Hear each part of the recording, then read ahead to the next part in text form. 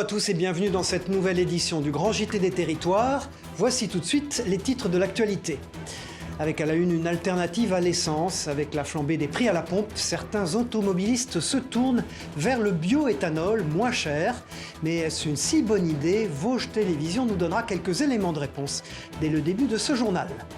Quelles images ont les artistes, intellectuels, journalistes de notre pays? C'est la question posée par l'éditorialiste Yves Tréhard à 12 personnalités. Des entretiens riches réunis dans un ouvrage paru aux éditions du Rocher que nous fera découvrir Christophe Rigaud.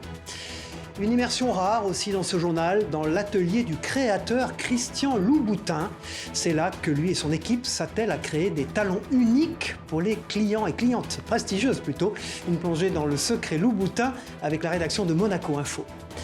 Il est l'unique phare classé au patrimoine mondial de l'UNESCO, le phare de Cordouan, est de nouveau ouvert au public. 9 années de travaux ont redonné sa splendeur au site, comme a pu le constater la rédaction de TV7 à Bordeaux. Comment réduire sa facture énergétique et ainsi faire des économies? Une question à laquelle sont confrontés de nombreux ménages depuis quelques semaines, et particulièrement les automobilistes. Car face à la hausse des prix à la pompe, certains sont tentés de se tourner vers de nouveaux carburants. Et à ce jeu-là, le bioéthanol a de quoi séduire, vous allez le voir, avec son prix compétitif. De nombreux Français n'hésitent pas à installer un kit nécessaire pour ce carburant sur leur voiture. Mais est-ce vraiment une bonne idée? Élément de réponse avec Hélène Leplat de la rédaction de Vosges Télévision. Regardez. Avec la flambée des prix à la pompe, nombreux sont ceux qui cherchent une alternative. En dessous de 1 € le litre, l'éthanol en tente plus d'un. Boom exponentiel de la demande d'installation de boîtiers bioéthanol qui permettent de modifier un moteur essence et ainsi changer de carburant.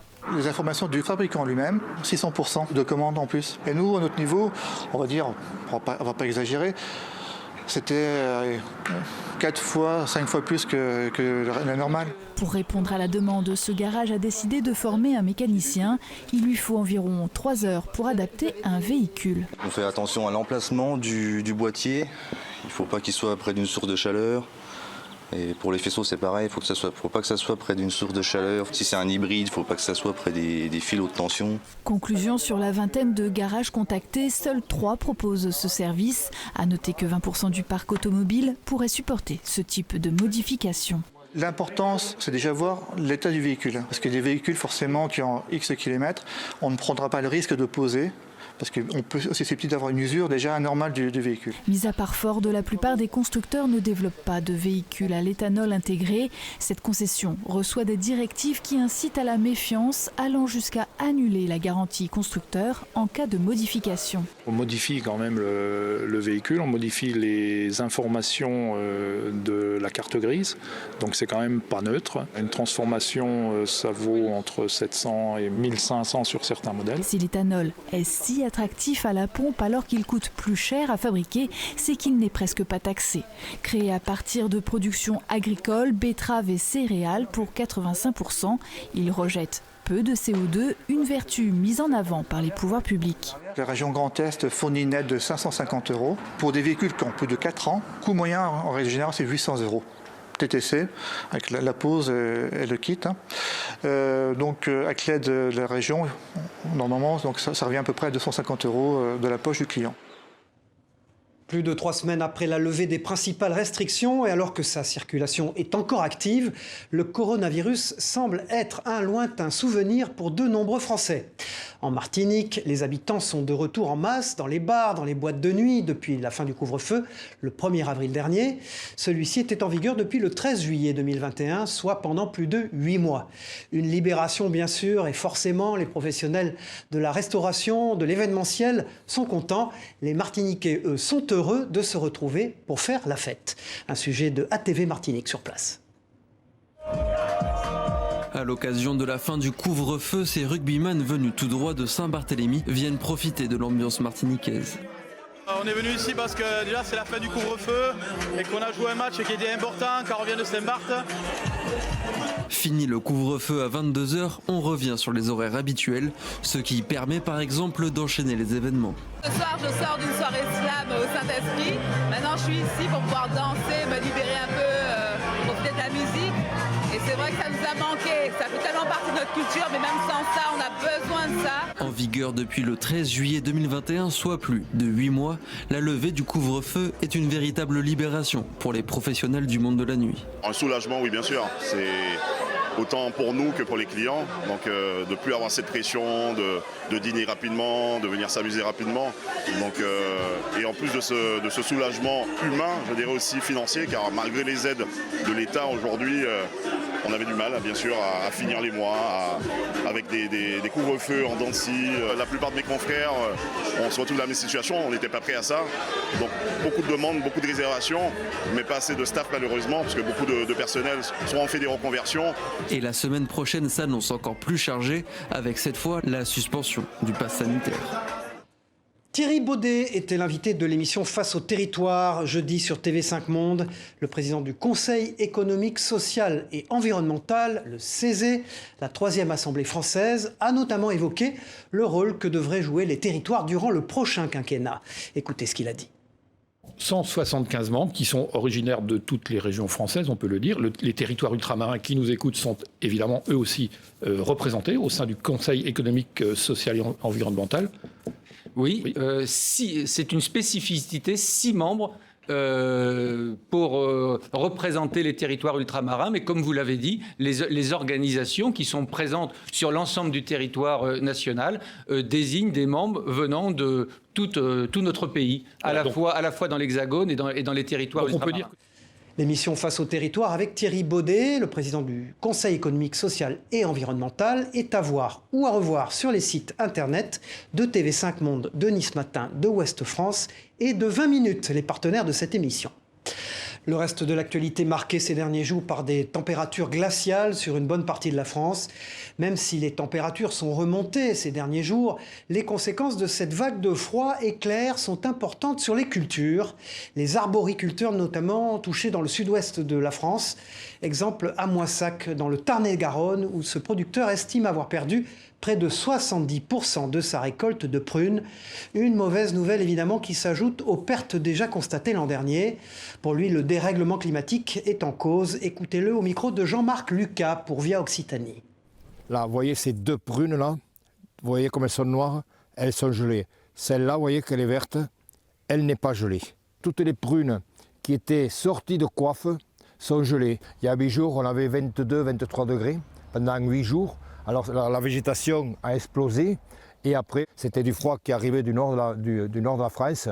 C'était pas des gelées de matin, c'était des gelées noires qu'on appelle. Et là c'est des gelées catastrophiques pour nous.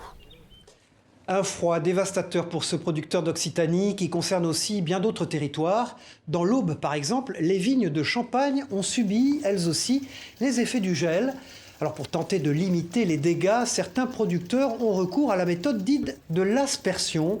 Celle-ci permet, comme vous le voyez sur ces images de nos partenaires de l'Est Éclair, de créer des poches de glace autour des bourgeons et d'éviter ainsi leur gel durant la chute des températures.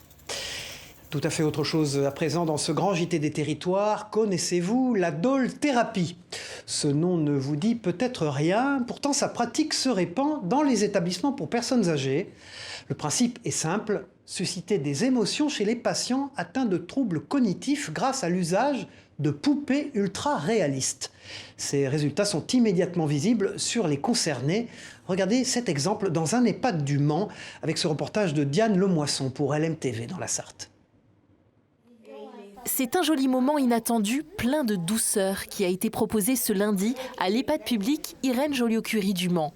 Avec des résidents atteints de troubles cognitifs type Alzheimer, l'approche non médicamenteuse est privilégiée. On multiplie donc ici les biais de médiation comme les animaux, les robots ou les stimulations sensorielles. Aujourd'hui, c'est l'approche avec des poupées qui est testée, la Dole-thérapie. Les effets, ils sont révélés dans le cadre des études, mais ils sont vraiment visibles au quotidien, mais tout de suite. Il y a des soignants qui pleurent vraiment en voyant la réaction de certaines personnes. La réaction, c'est l'étonnement, la surprise, l'émerveillement, le bien-être, la détente et puis le fait de parler beaucoup aussi, de trouver les mots, des mots qui sortent tout seuls alors qu'il y a des personnes qui ne parlent plus depuis plusieurs mois, voire plusieurs années. Je l'appellerai bien André parce que mon frère s'appelait André, alors moi je l'appelle André. Les poupées réalistes sont peintes à la main par Adeline, à partir de moulages de vrais bébés.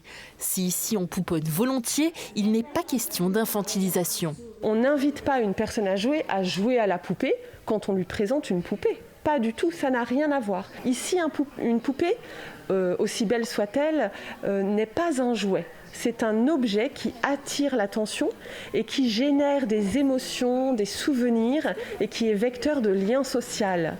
Et à travers cette poupée, il peut se passer plein de choses à partir du moment où la personne est intéressée et où elle est sensible à l'approche.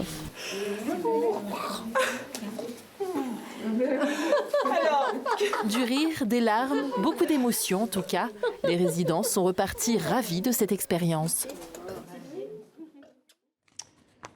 Voilà des images touchantes venues du Mans, non sans lien avec une autre initiative déployée cette fois-ci en région parisienne envers les plus petits. Dans les Yvelines, des étudiants en médecine ont rencontré des enfants et leurs nounours le temps d'une consultation. L'objectif, désacraliser le monde de la santé grâce à la prise en charge de leurs peluches. Les tout-petits se sont vus aussi remettre un certificat de nounoursologue, un sujet et une nouvelle profession expliquée par la rédaction de TV78 dans les Yvelines. Il est malade? Il a eu quoi? Il a trop mangé de bonbons. Tichou est un petit patient un peu étrange. Il fait partie des nombreuses peluches aux maladies imaginaires venues accompagner de leurs amis, de jeunes enfants de 5 ans. Tu entends son cœur qui bat? Ça veut dire qu'il est bien vivant. Ils arrivent, ils nous disent le nom de leur doudou, leur âge, leur taille, etc. On prend les constantes, on les pèse, on leur demande quelle maladie ils ont. Puis après, du coup, on va soit pouvoir les emmener au bloc opératoire, où ils vont pouvoir s'habiller un peu comme les vrais chirurgiens. Puis on va leur montrer des soins qu'on peut faire pour soigner le doudou. Après, on les amène à la pharmacie.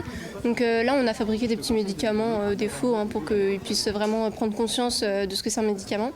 La salle du Vieux Marché à Jouy-en-Josas a pris le temps d'une journée l'allure d'un hôpital pour nounours. Une quinzaine d'élèves en deuxième année de médecine à l'université de Saint-Quentin en Yvelines organisent ces sessions dans plusieurs villes des Yvelines chaque année.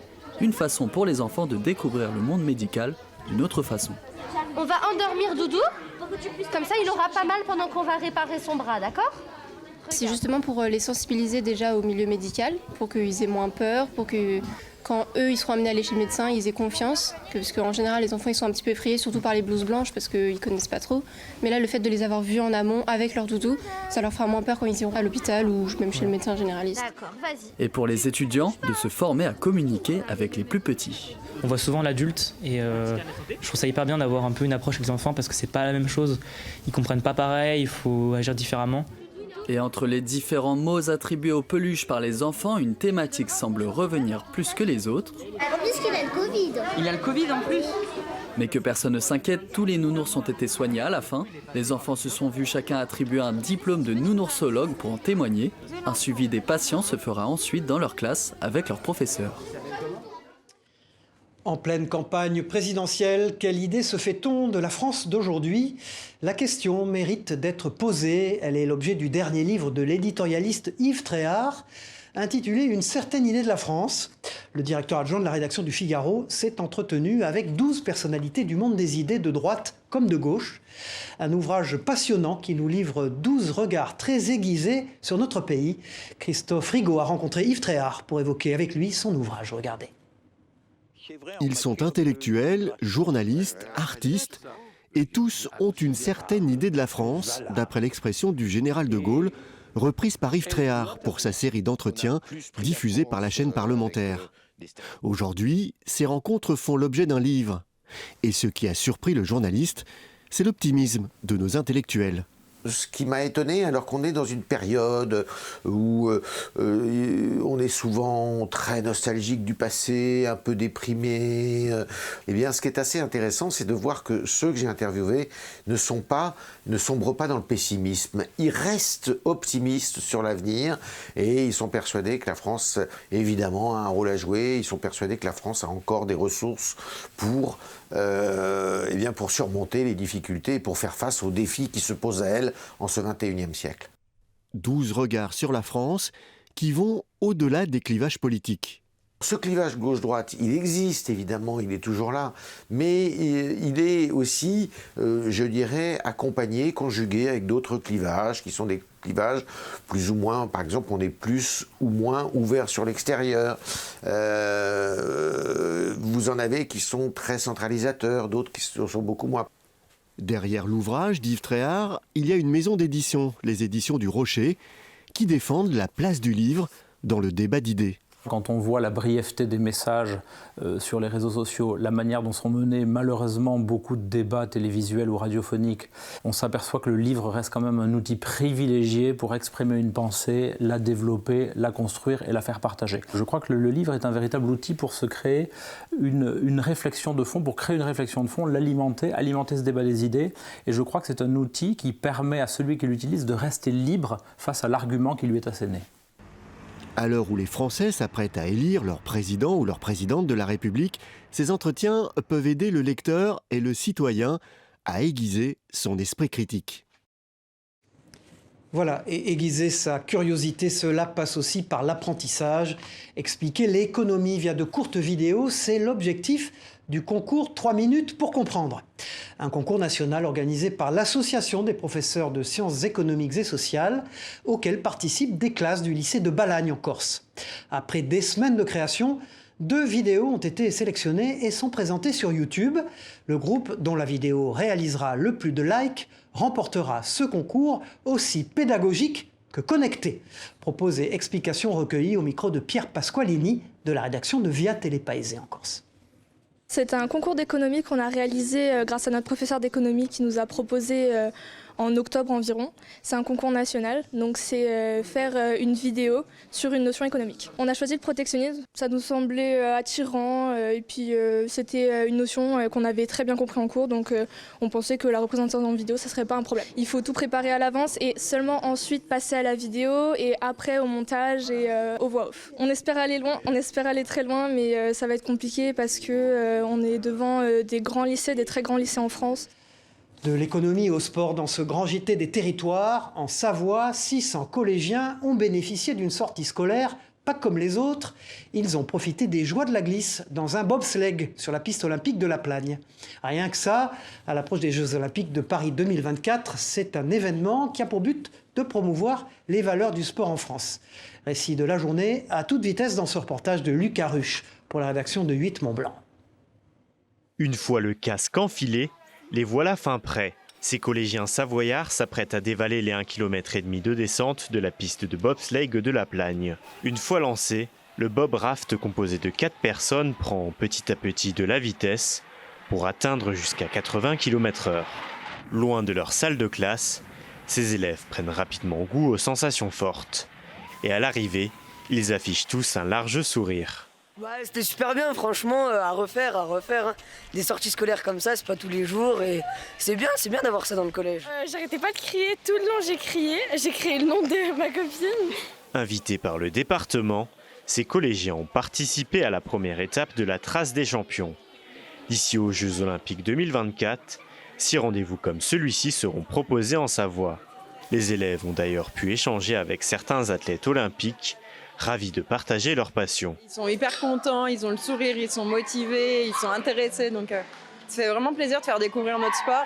J'ai quand même bien des souvenirs quand j'avais 14 ans et quand j'étais au collège et je me dis ouais, je me serais bien marré quoi, venir avec mes potes, rencontrer des athlètes, c'est quand même une chouette expérience. Une chouette expérience qui s'inscrit dans la continuité de la politique menée par les deux Savoies avec le plan ski. Les projets ne s'arrêtent pas là. Le département réfléchit de façon encore plus avancée à une candidature pour l'organisation des JO d'hiver 2030. Elles sont devenues iconiques, connues aussi bien des femmes que des hommes. Les semelles rouges Louboutin fascinent depuis 30 ans le monde entier. Le travail du créateur Christian Louboutin sera l'objet de la prochaine exposition estivale du Grimaldi Forum à Monaco à partir du 9 juillet. En attendant l'été, la rédaction de Monaco Info a voulu en savoir un peu plus sur les secrets de fabrication des talons Louboutin.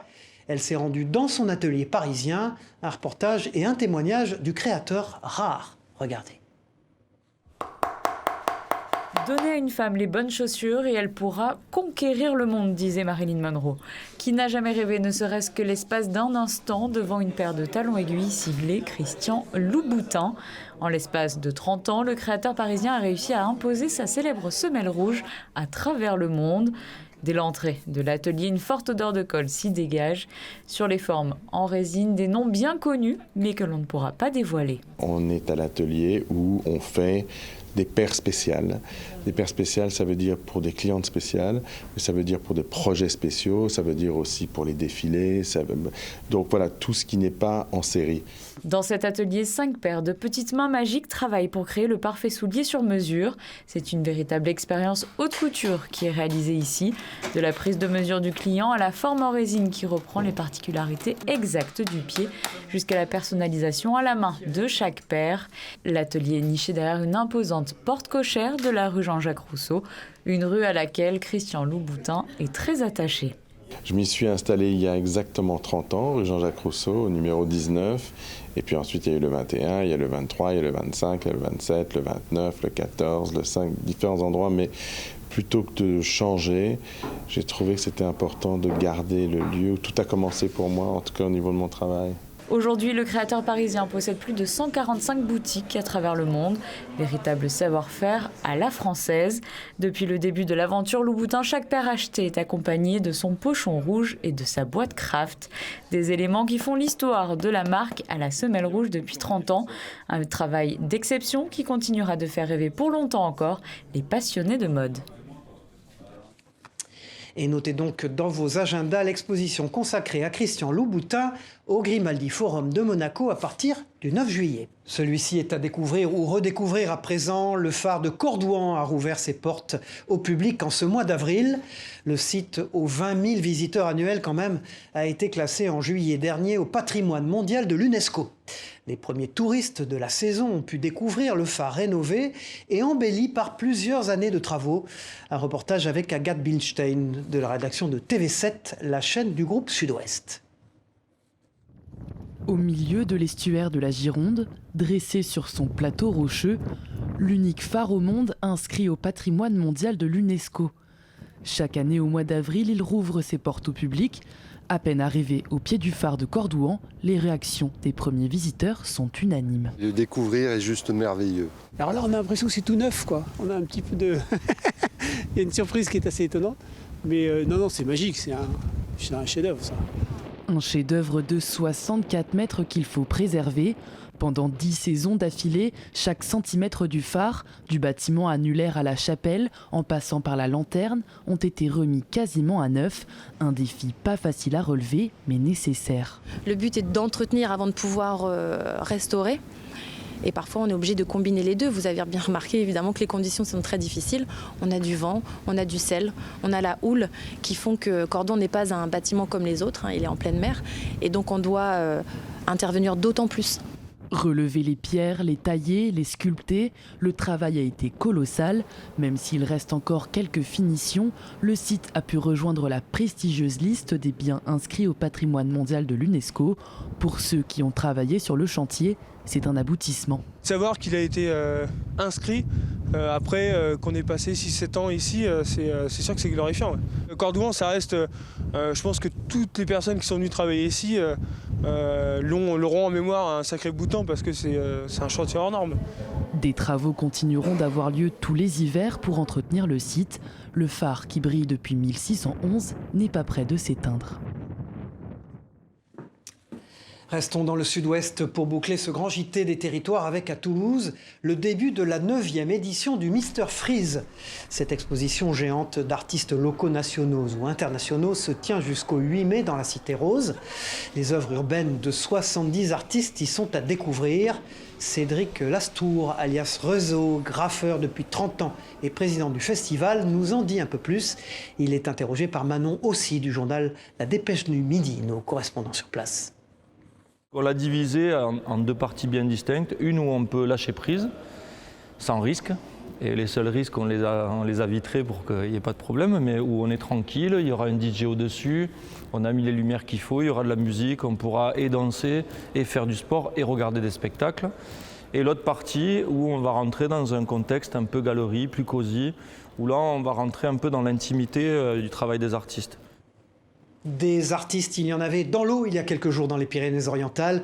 Les plages de Barcarès accueillaient l'une des étapes du championnat du monde de kitesurf. L'occasion, vous le voyez sur ces images de nos partenaires Devia Occitanie, de s'émerveiller devant des acrobaties aquatiques et aériennes impressionnantes à tout point de vue. Certaines d'entre elles ont été exécutées à plus de 15 mètres de hauteur, tout simplement bluffant. Voilà, c'est la fin de ce grand JT des territoires. Merci de nous avoir suivis. On se retrouve très vite dans une prochaine édition. Au revoir à tous.